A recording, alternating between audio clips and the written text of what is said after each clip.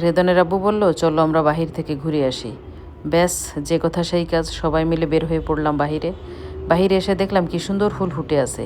অল্প করে একটু ভিডিও করে নিলাম। তারপর চলে আসলাম মার্কেটে। মার্কেটে এসে কেনাকাটা করলাম ফরেনের জন্য টুকটাক কিছু। আমার অবশ্য ভিডিও করতে ভুলে গেছিলাম আমি মার্কেটের ভিতরে, যার কারণে বাহির থেকে অল্প করে একটু ভিডিও করে নিলাম। এরপর ছেলে মেয়ে বললো, চলো ম্যাকডোনাল্ডসে যাই। তারা তো বাহিরে আসলেই ম্যাকডোনাল্ডসে না গেলে তাদের ভালো লাগে না।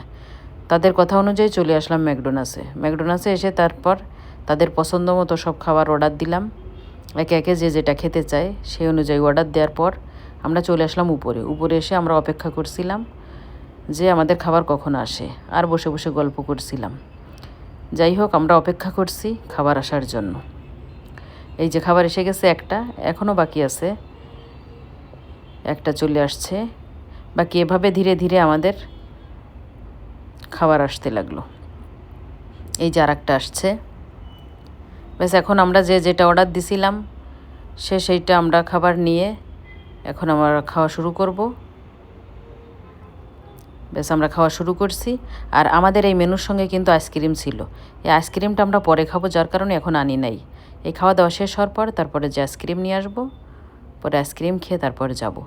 এটা ছিল আমাদের রাতের মেনু। খুব মজা করছিলাম। এই যে আইসক্রিম এসে গেছে। আল্লাহ হাফেজ।